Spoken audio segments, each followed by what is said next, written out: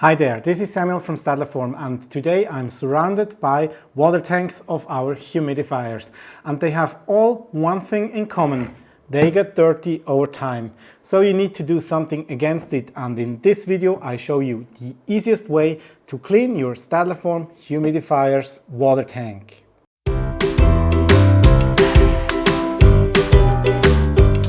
Alright, now let me show you how to descale a Stadler water tank. For this you just open the lid and use a little bit of Stadler cleaner and descaler together with the same amount of water. Once this is in the water tank, you close the water tank and you shake it thoroughly.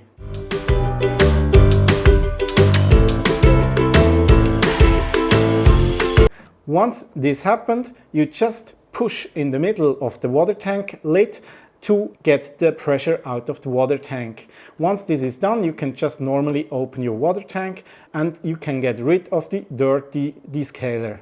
After this, it's important to clean the water tank with tap water, and then you're basically done. If you're not happy with the result, you can always use a brush to improve the cleaning result. That's it. If you like this video, give us a thumbs up. If you still have questions, write them in the comments below. And if you like to see more videos like this, subscribe to our channel. Thank you and bye bye.